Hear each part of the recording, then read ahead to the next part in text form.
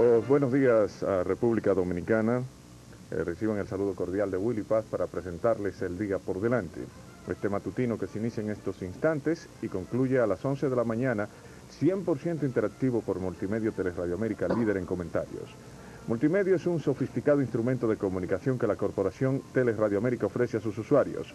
HZ730, amplitud modulada para toda República Dominicana, HZ730.com con audio real, el .net en radios online con audio real, canal 45 de HZ Televisión, Supercable, Telever y Éxito Visión en el canal 45 y el canal 62 de Telecable Nacional.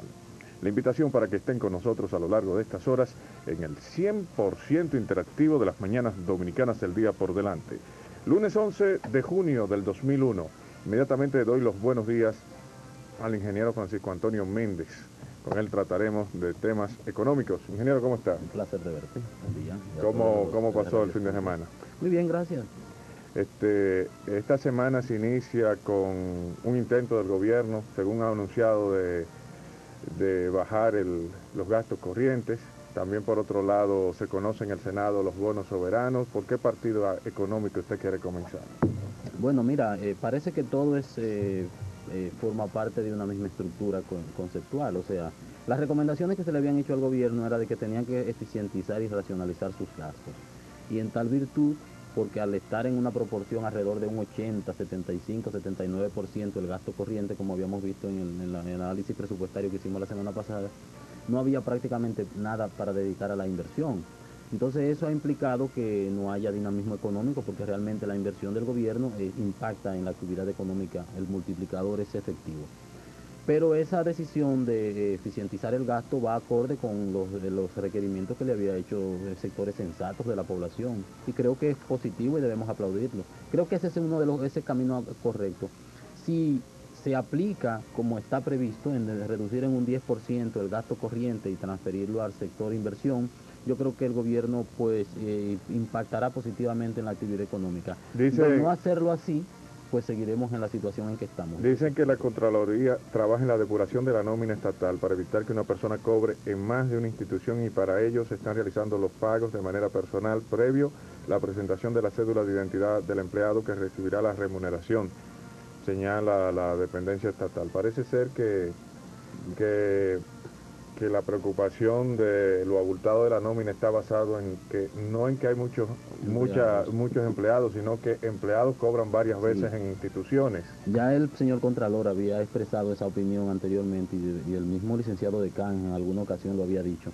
Es cierto, hay personas que tienen 3 y hasta 4 sueldos, y eso evidentemente, en lugar de permitir que otros ocupen esas funciones y brinden un servicio al Estado, eso te abulta la nómina y no tiene un impacto realmente ni siquiera en la redistribución del ingreso, aunque no sea algo, digamos, del todo legítimo, porque no es un ingreso distribuido que produce beneficios, si fuera para, como se llama, para solamente botellas.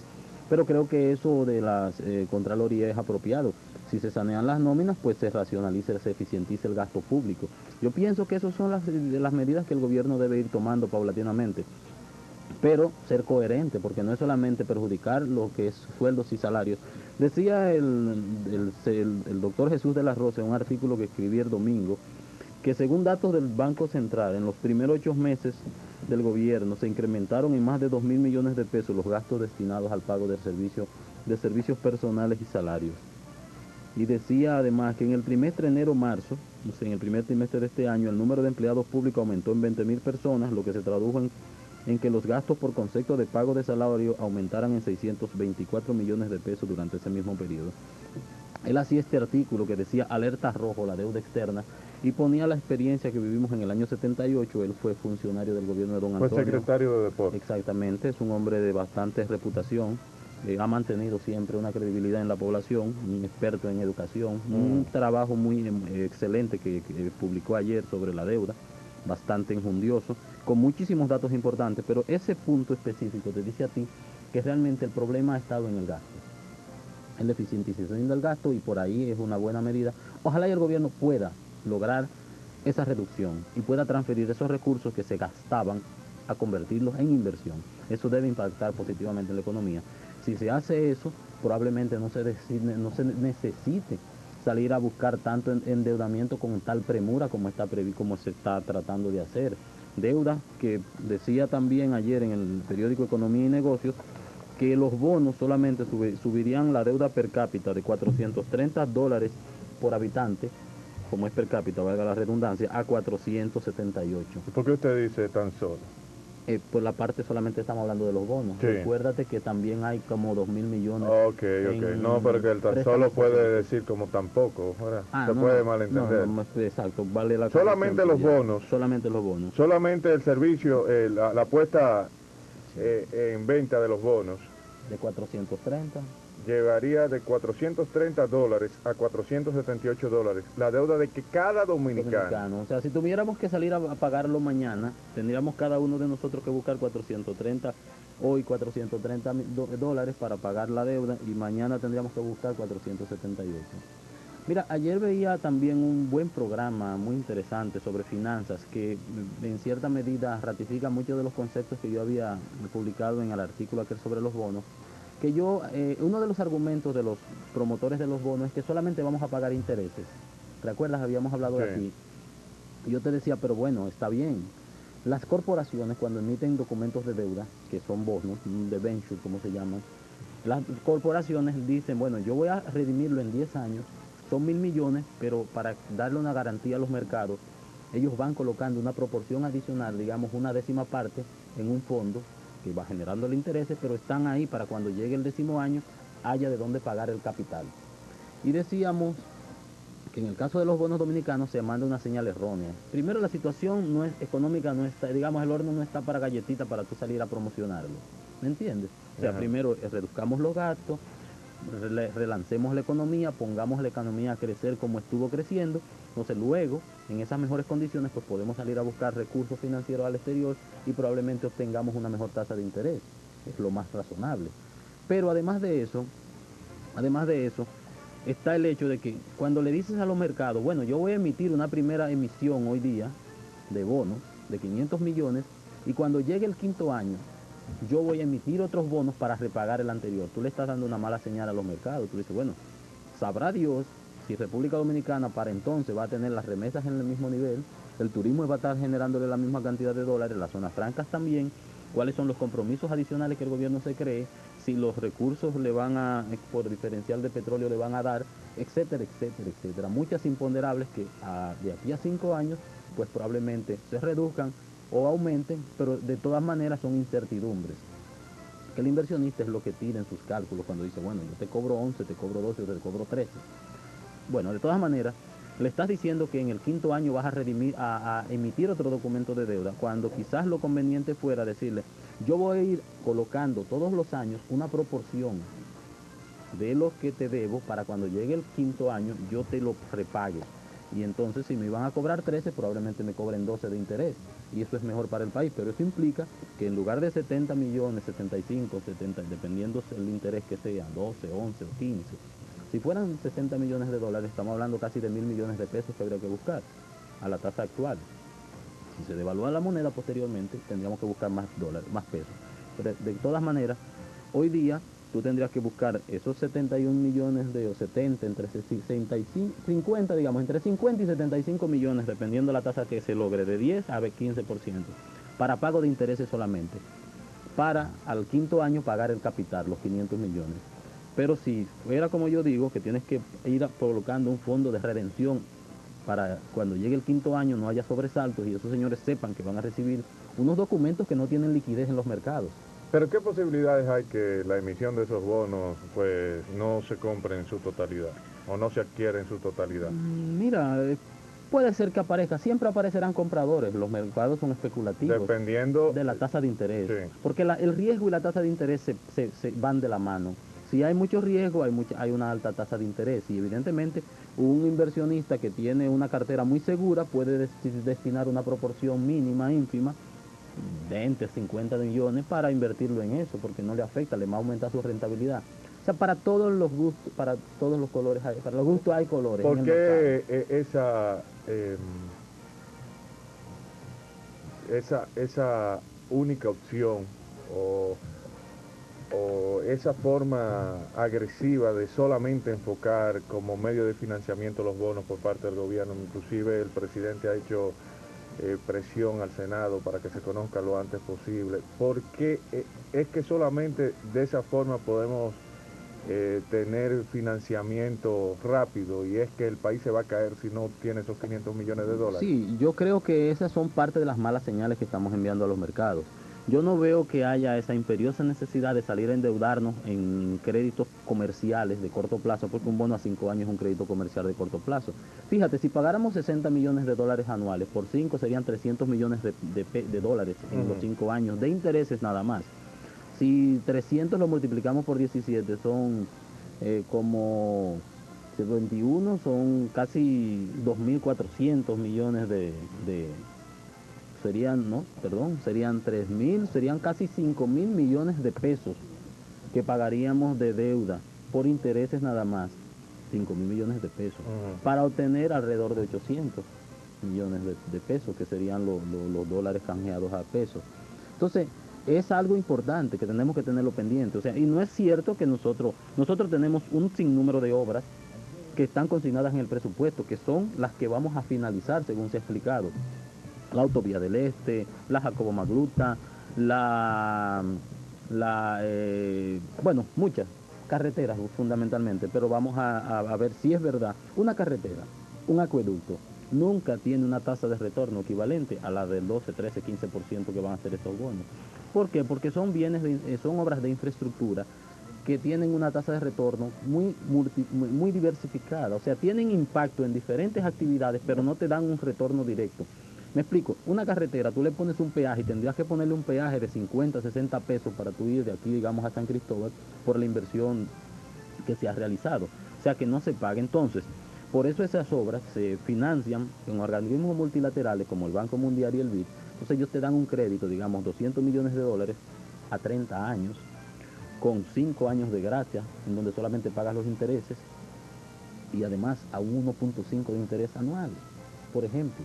O sea, te lo financian de una manera tal que tú lo puedes pagar, y cuando tiras tu análisis de factibilidad, eso la tasa de retorno es superior a lo que tú estás pagando. En el caso de estos financiamientos, no, son financiamientos para actividades comerciales que tengan un fin de lucro, o sea, eficientes. O sea, yo me invierto a un 15%, yo cojo un préstamo de un 15% y tengo que tener una inversión que me genere por lo menos un 20% para yo poder pagar. No es verdad que un acueducto regularmente es deficitario, porque el fin no es el retorno económico lo importante, sino el bien social que cumple, igual que una carretera. Cómo eso desarrolla la economía. Estados Unidos es un país desarrollado por esa red y esa infraestructura vial que tiene. Digamos, para nosotros desarrollar un ejemplo que te voy a poner, Pedernales tendríamos que ponerle buenas carreteras, pero no es verdad que la producción de Pedernales o de esa zona marginal no va a generar recursos para repagar esa vía. Es un asunto de desarrollo. Por lo tanto, la pregunta tuya de que por qué tenemos que salir, yo creo que pudiera ser un complemento, o sea, un complemento, no ponerlo ahora como que es la panacea, porque nosotros tenemos recursos concesionales de los bancos multilaterales que son los que debiéramos acelerar sus desembolsos, pero también tenemos la inversión extranjera directa, atraer inversionistas. Creo que te comentaba el caso de Costa Rica. Costa Rica generó condiciones para que Intel, la productora de procesadores de computadoras, de microchips, se instalara en Costa Rica. El 4% del producto, que creció en un 8% en el año pasado, lo dinamizó Intel. O sea, esas inversiones en alta tecnología te generan recursos, dólares, divisas, generan una capacidad elevada de tu competitividad económica. Entonces, esas son soluciones que van de la mano, y adicionalmente, pues promover la inversión de capitales en este mismo sentido. Pero el sector privado nuestro se financia en los mercados de capitales. Yo creo que nosotros tenemos que incrementar el ahorro nuestro doméstico y seguir haciendo inversiones, pero arroparnos también hasta donde nos alcance la sábana. Bien, hágame una pausa. Vamos a un cambio comercial. Retornamos en breve al Día por Delante.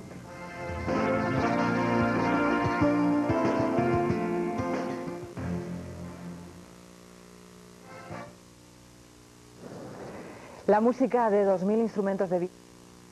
No tiene tanto tiempo pescando y ve tantas cosas que a lo mejor fue imaginación. Sí, pero yo estoy seguro que estaba ahí. Yo la vi. Y fue diferente. Ven y descubre la nueva imagen de la sirena y llénate de más de una emoción. La sirena, más de una emoción.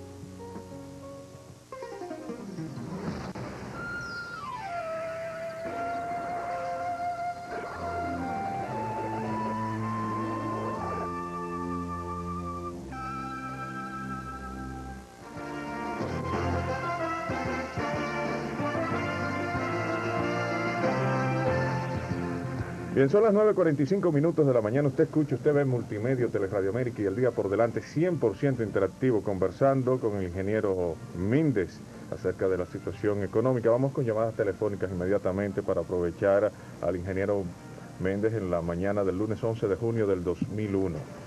Lunes 11 de junio del 2001, 531-7304. Tiene salto automático 531-7304, 539-80-66, 67 y 69 y desde el interior 1-242-82. Recuerden que tenemos un correo electrónico 24 horas para usted en la siguiente dirección a hzenvivo@hotmail.com. hzenvivo@hotmail.com. 100% interactivo. Buenos días. Buenos días, Buenos días, ¿quién me habla? Reinaldo. ¿Desde dónde, de Reinaldo? Bellavista. Adelante. Yo le quiero hacer una pregunta. Como él estuvo empapado con el proceso de capitalización. Sí. Sí. Y por ejemplo, ellos indexan en base a lo, en vez de indexar a cada quien, por ejemplo, yo sé que cada compañía, los IPP tienen un contrato por el valor, el precio del valor del kilovatio a un precio y lo de la capitalización tienen a otro precio. Así es. Entonces, el precio que cogen es el de la IPP, según tengo entendido, el precio para coger kilovatio. ¿No es así? No. O sea, hasta donde yo tengo entendido, creía que era así. O sea, cogían el precio de la IPP y en base a ese precio es que cobraban la energía. ¿Es así o no es así? No. Mire, Bueno, pues yo quiero que me dé más información acerca de eso. ¿cómo no? Bueno. Mire, Bien, gracias. en el caso de los productores privados independientes, los IPP mencionados, esos son los contratos que vienen de los años 90. Ahí hay valores tan disímiles como 6 centavos de dólares por kilovatio, 9, 12, 13, cualquier cantidad. Esos son contratos que los administra la Corporación Dominicana de Electricidad a través de la empresa hidroeléctrica. Sin embargo, en la capitalización lo que se estableció fue un contrato por el cual las distribuidoras le compran la energía a la generadora. Las generadoras son Itabo, Jaina y la misma hidráulica. Y el precio, digamos, en promedio ronda los 6, 7 centavos de dólares el kilovatio, promediado. A eso usted le suma el peaje de transmisión que tienen que pagárselo a las distribuidoras, a la CDE, y eso le lleva a 8.5 quizás. Ahora, las distribuidoras son las que nos venden la energía a nosotros los usuarios y en promedio la venden alrededor de 11 centavos, 0.4 centavos de dólares, aunque los que consumen por encima de 300 kilovatios lo pagan a 2,54, que eso viene siendo alrededor de 14, 15 centavos de dólares. Pero es así, no es el precio de referencia, no fue el de los productores privados. Ese es un sobrecosto que la CDE asume porque la CDE no le cuesta nada, prácticamente nada, producir la energía hidroeléctrica mientras que la vende en el mercado a 10, a 9, a 11 centavos, a como esté en el mercado en ese momento. Entonces, por ahí quizás la confusión. Bien, vamos con esta llamada. Buenos días. Buenos días, Willy. Buenos días, Manuel, ¿cómo estás? Bien. Adelante. Yo, si tú me lo permites, yo quiero referirme a una publicación que salió el periódico el sábado, donde decía que nuestro gobierno le va a vender gas propano a Haití. Yo creo que el país entero se ha enterado de eso. Entonces yo me pregunto que la razón por lo cual era para evitar la deforestación en los bosques dominicanos, y yo me pregunto, ¿el gobierno estará enterado? Porque desde mi punto de vista esa no será la motivación, que aquí inclusive hasta los pobres de este país, los pobres dominicanos, esencialmente los que viven por esa área de la frontera, no pueden comprar gas propano. ¿Y quién le ha dicho al gobierno de que los haitianos en su gran mayoría utilizan gas propano? Yo sinceramente, yo no sé cuántas cosas que uno va a oír de estos gobernantes dominicanos. Gracias por su llamada. Bueno, mira, ahí hay tiene sentido la inquietud del amigo oyente, porque el ingreso de la República Dominicana es mayor que el ingreso haitiano. O sea, si los dominicanos les da dificultad comprar el galón de gas a 20 dólares, a 20 pesos el galón, como está y que se piensa ir desmontando paulatinamente el subsidio, evidentemente mayores dificultades le deberá dar al pueblo haitiano, que tiene un menor ingreso que la República Dominicana, tiene más problemas. Entonces yo pienso que el objetivo quizás fuese bueno, incentivar la reforestación, que no haya la tala indiscriminada de bosques, pero entonces debe ir acompañado de una política coherente. Si se le va a vender el gas, deberá vendérsele el gas subsidiado a la República Haitiana, pero entonces debiera hacerse de la misma manera, mantener el subsidio para el consumo del gas, digamos, en esas zonas deprimidas de la República, e incentivar el consumo de gas para que sustituya la leña y el carbón. ¿Me captas, no? Sí, sí, sí. Y justo, ¿verdad? Porque tenemos que subsidiar, aunque sea una situación concatenada, pero si el pueblo dominicano tiene que volcar recursos para una situación externa a nosotros que incide en lo interno, pero también lo interno incide con nosotros mismos. Exacto, yo creo que debiera haber coherencia, y por eso te digo, mira, de nuevo el comentario se puede relacionar a lo anterior. En este caso, el gobierno no debiera solamente estar centrado en el objetivo de cuánto gana o cuánto pierde, sino que el impacto en el desarrollo, en la protección del medio ambiente tiene más valor que lo que tú pudieras estar invirtiendo. Fuera parte de una política coherente que dinamizar esa zona, pero sin deteriorar el medio ambiente. Entonces esas son las cosas que los gobiernos tienen que ocuparse. Vamos con esta llamada. Buenos días. Buen día, Willy. Buen día, Contreras. Sí. ¿Cómo está? Aquí, Willy. Venga. Permíteme rápidamente que él me dé una información y yo hacerle una observación con referencia a los bonos. Sí. Lo primero que yo quiero que me diga es quién y cómo aparece Antonio Isa Conde como dirigente de la CREP y los dos miembros más que habían. Y lo segundo es una observación que yo he venido haciendo. Parece ser, si tú coges la ejecución presupuestaria de este gobierno, te vas a dar cuenta que el 79 o 80% se ve en gasto corriente y en salario. Sí. Y del 20 que queda, me da la impresión que compromisos contraídos de los años 78 al 86 están siendo pagados ahora actualmente. Y por eso a este gobierno no le alcanza el dinero para su ejecución presupuestaria, las obras, y están recurriendo a bonos y esas cosas. Gracias por su llamada. Bueno, nosotros habíamos analizado la ejecución presupuestaria del mes pasado y ese 70, como decía el señor Contreras, había un 24-76, 76 en gasto corriente y un 24 en gasto de capital. Pero cuando desglosábamos el gasto de capital había alrededor de un 8% que era gasto de deuda. O sea que solamente había un 16% que era lo que estaba, recordarás, ¿no? De capital. Era el gasto, y si usted le suma eso, la preocupación del presidente de la Cámara del Senado cuando afirma que el 30% se quedan en las uñas de quien compra. Si le quitamos a un 16 y un 30 ya sabrás cuánto, quedarán como 12. Pero de todas maneras eso es lo importante, que ciertamente está siendo destinado a inversión productiva muy poco de los recursos del presupuesto por la mala distribución. Entonces va en la dirección correcta la política de reducción del gasto corriente que dice el gobierno. Si lo ejecuta como está previsto, deberá generar un impacto positivo en la economía.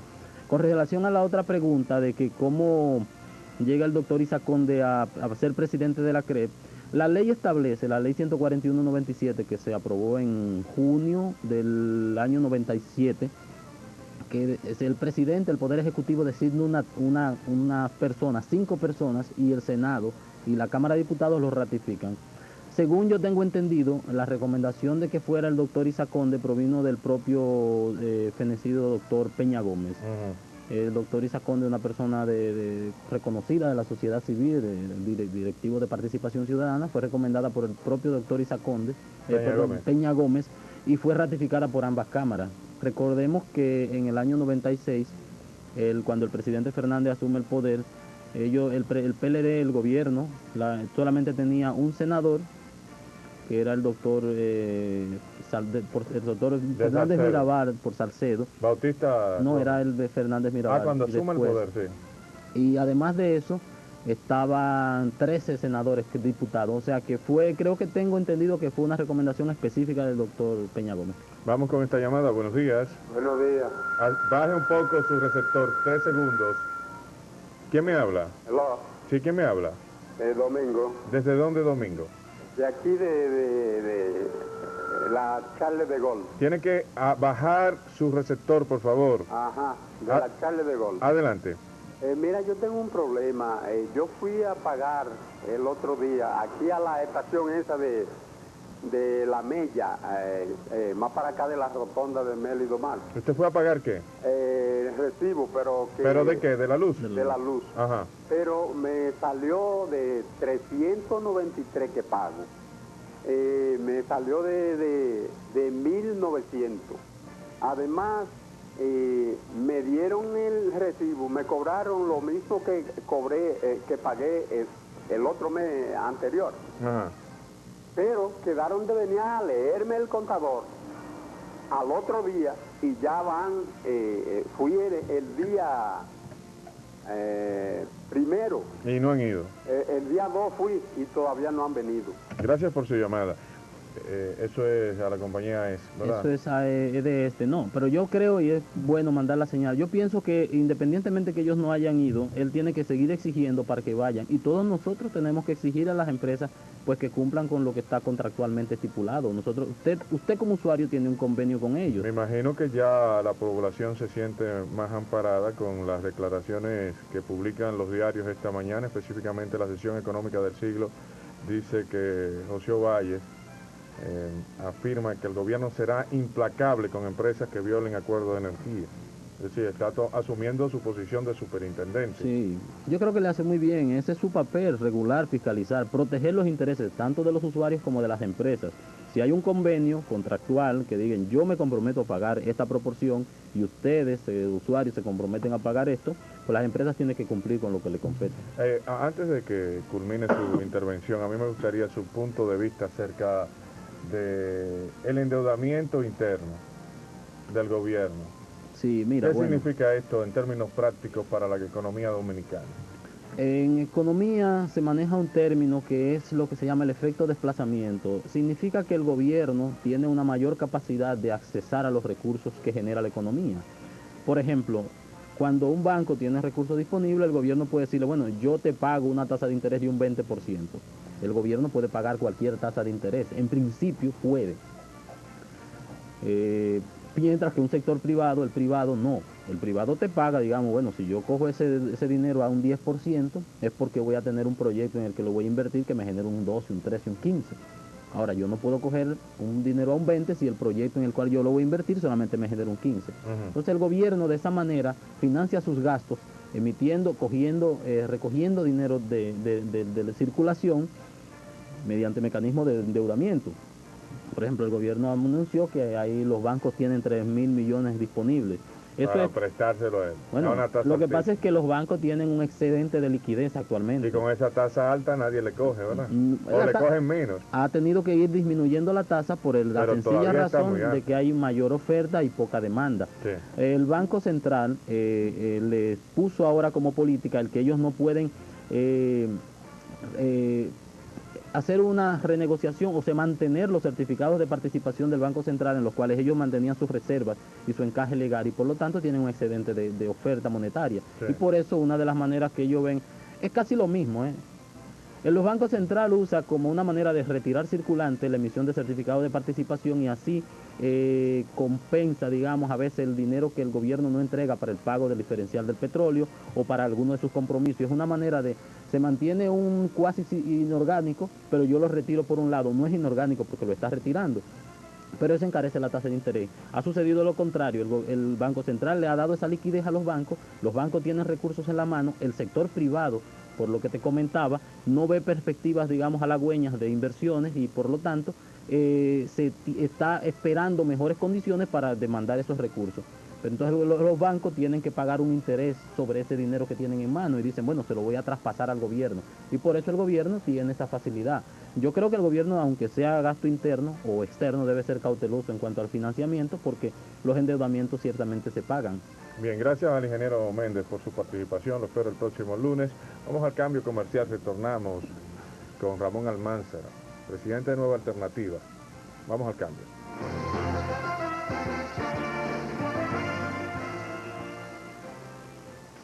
La seguridad social del servidor público está en el Instituto de Auxilios y Viviendas INAVI. Construcción y reparación de viviendas populares, seguro de vida, prestaciones laborales, seguros funerarios, préstamos personales, asistencia médica, supermercado, librería, servicios médicos y farmacias populares.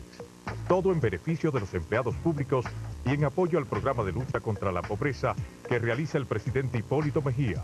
Por eso, la seguridad social del servidor público está en el Instituto de Auxilios y Viviendas, INAVI.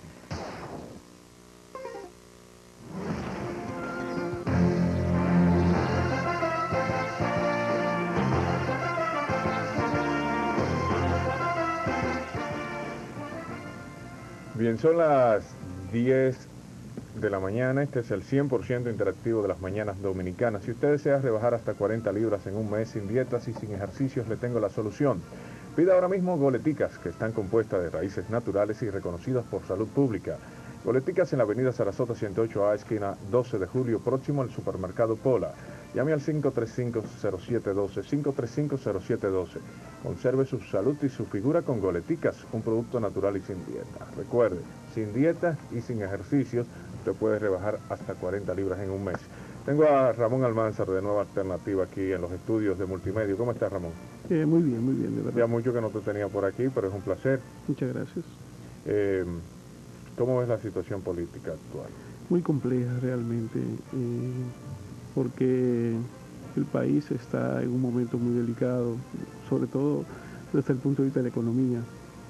Parece que el gobierno no va a dar pie con bola en función de los intereses de la mayoría nacionales. El paquetazo económico que el gobierno asumió con el respaldo del Congreso, del propio partido, sus resultados definitivamente dejan en el aire a la mayor parte de la población. Eso era previsible porque al final de cuentas, por donde ellos condujeron la cosa, los efectos caían, el 80% de los efectos quedaban en la mayor parte de la población, es decir, los sectores de menos ingresos. Y eso no ha habido ninguna intención de variarlo. Y por encima de esa política fiscalista, cuando se revisa entonces lo que ha sido la ejecutoria del gastos públicos, o de los gastos públicos en sentido general, ya el propio gobierno tiene que admitir que 70 pesos de cada 100 se invierten en gastos corrientes. Y eso es lo que hace crear más dificultades a la población, porque implica que todo el aparato productivo nacional no se le está poniendo atención. Y si el gobierno es quien maneja la mayor cantidad de recursos que se generan en el país, entonces te crea un desequilibrio real. Y parece que el gobierno no quiere entender que no es posible seguir el camino del PLD en términos de las inversiones públicas y en términos del gasto corriente, sí. Porque el PLD terminó también gastando alrededor del 67-69% de cada peso que recibió, lo gastó en gastos corrientes. Entonces, seguir ese mismo camino que fue de los elementos críticos de las políticas que vendió el PRD para que la población terminara convenciéndose en un 50% y votando por ellos, seguir ese camino es un camino altamente equivocado, que ya demostró que no funciona para las mayorías. Ramón, ese es el camino malo. Ese es un camino incorrecto, altamente incorrecto. Pero es el nuevo camino, que es un camino malo. Sí, es la continuidad del mismo camino. Es que no ha habido cambio de camino. No, pero cuando cogieron el nuevo camino en el 96, ese es el mismo camino, pero es un camino malo. Sí, es malo. Sí, es la continuidad del mismo camino. Cuando se hizo aquella separación del camino bueno y el camino malo, no había tal camino bueno. Ellos eran, los tres partidos, al final de cuentas, han representado el mismo camino. Pero este es un camino, es el mismo camino, pero con un ingrediente nuevo, que es un endeudamiento acelerado. Desde Nueva Alternativa, ¿cómo se ve? Nosotros no compartimos, y es muy peligroso. O sea, esto de los bonos soberanos y de los préstamos que está buscando. El PRD es un poco asiduo a eso. Sí. Recordemos la historia de Antonio Guzmán, del señor expresidente de la República, que también se manejó con ese camino. Ahora es mucho más peligroso porque acudir a los bonos soberanos, que contrario a lo que dice el presidente de la República, el señor Hipólito Mejía, no compromete la soberanía nacional. Es falso, claro que compromete la soberanía nacional. Si ese es el sustento de los bonos soberanos, es nuestra soberanía en función de nuestros ingresos, del comportamiento de nuestra economía, etcétera, etcétera.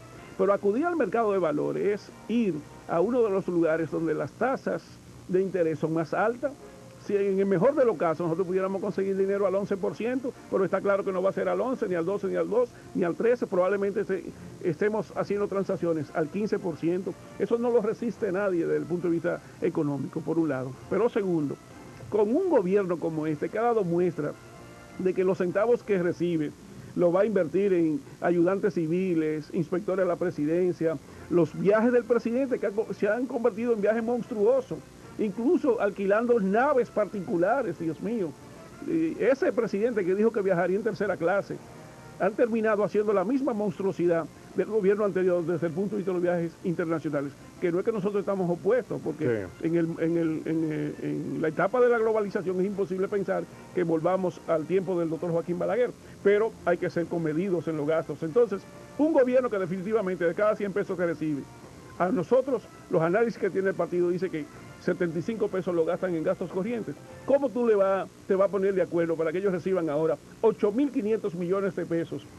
Cuando hay, sí, hablando solo de los 500 millones de dólares que ellos están buscando en la primera etapa, cuando definitivamente no hay ninguna seguridad de que eso vaya hacia el aparato productivo nacional, de que eso vaya a las obras que reproduzcan ese capital, las obras en hospitales públicos, en escuelas, en camino vecinal, en canales de riego, en incentivo a la producción nacional. Eso está claro que nadie que haga una oposición seria se va a poner de acuerdo con eso, porque al final de cuentas va a salir beneficiado ¿quién? El mismo grupito que hoy disfruta de la miel del poder. Ramón, si haces un paralelismo entre el 78, que lo mencionaste, el gobierno de Antonio Guzmán, que muchos dicen que fue el mejor gobierno, pero lo que en realidad fue un gobierno que endeudó a República Dominicana aceleradamente, que todo se respondía a través de... Los problemas se resolvían, préstamo, apruébame tal préstamo, apruébame tal préstamo. Pero si haces un paralelismo entre uno y otro, la situación, yo te puedo mencionar, independientemente de la deuda externa, el proceso inflacionario, la devaluación de la moneda. ¿Tú crees que eso vuelve a pasar ahora o se trae esto a colación porque nos quieren meter miedo con este tipo de cosas para frenar el desarrollo del gobierno? Mira, yo creo que si el gobierno insiste en la línea de los préstamos internacionales, no hay manera de que se detenga el proceso inflacionario. Porque la inflación la va a determinar cómo el aparato productivo nacional reacciona. Si no hay producción y hay un consumo necesario, porque los 8 millones de dominicanos tenemos que comer, claro, como quiera que sea, y tenemos que usar los servicios. Entonces, si no se está generando efectivamente cómo compensar eso, definitivamente nosotros vamos a hacer una inflación. Y yo creo que la línea del préstamo lo de los préstamos internacionales es una vía expedita a viabilizar la inflación, por un lado, y por otro, si nosotros seguimos con el esquema de que nuestra economía se basa fundamentalmente en el turismo y zona franca, con la crisis que está pasando las economías de la cual dependen esas dos acciones, como es el caso de la economía norteamericana y de la propia economía europea, está claro entonces que hacia nosotros vendrá una devaluación de nuestro peso, porque eso es lo único que va a ser competitivo y que va a garantizar la atracción de capitales internacionales, porque en la medida que nosotros devaluamos el peso le estamos fortaleciendo las posibilidades de ganancia a esos dos sectores que este gobierno reproduce igual que el PLD como sus sectores determinantes.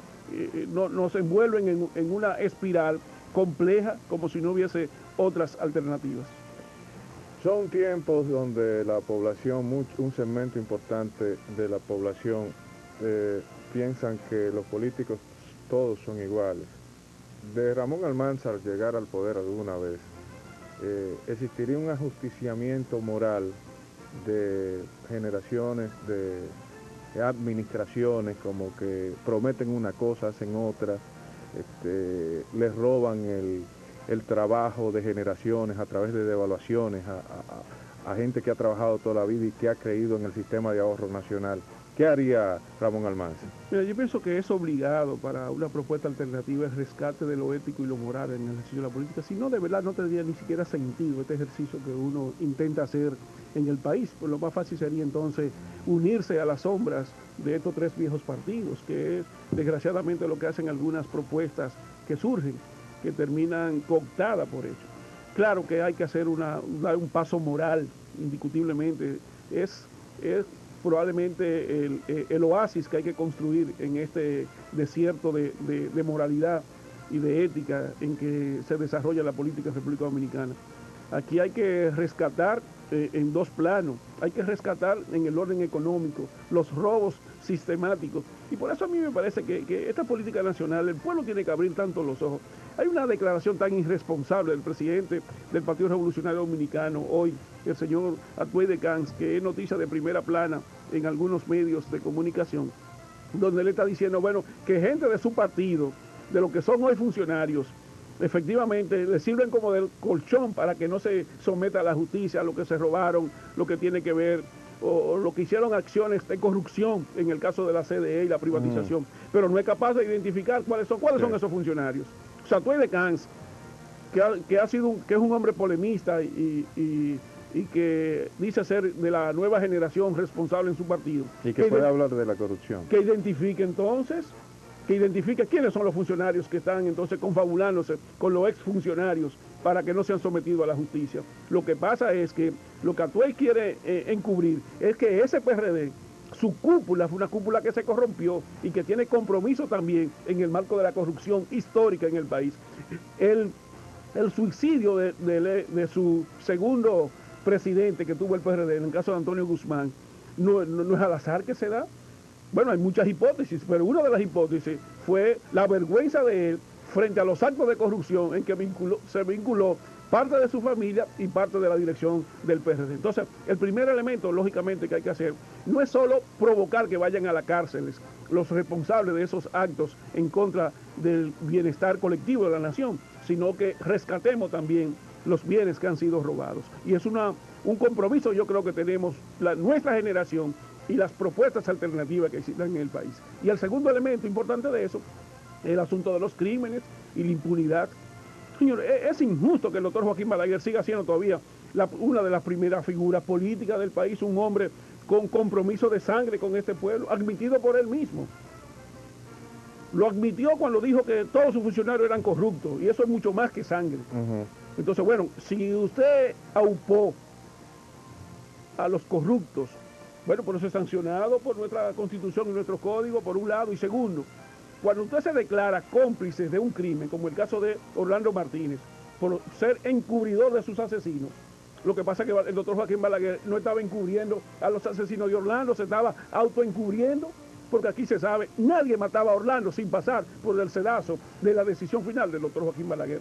Entonces, un ser humano como ese, por lo menos merece la prisión domiciliaria, mínimo eso, por respeto ya a su edad.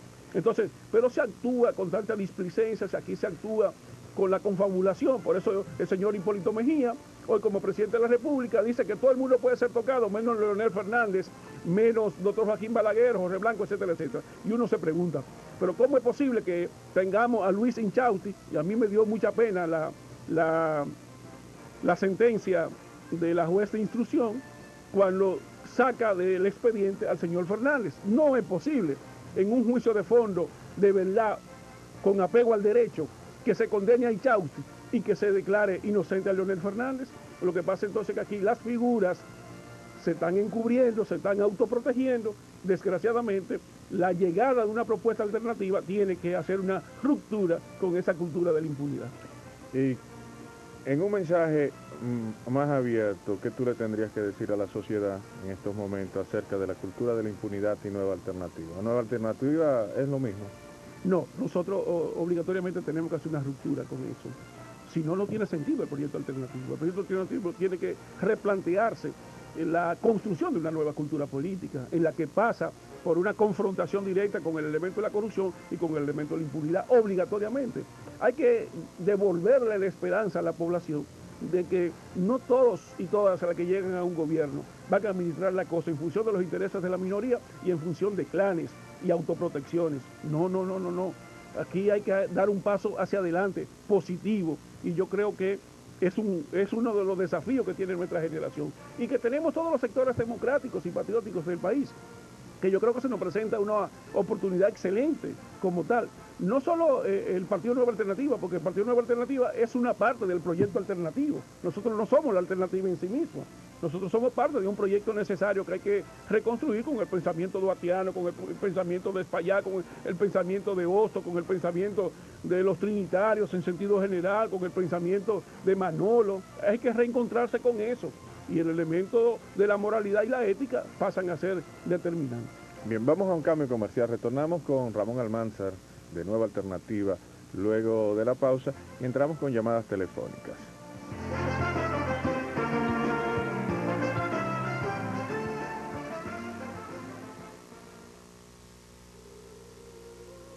Con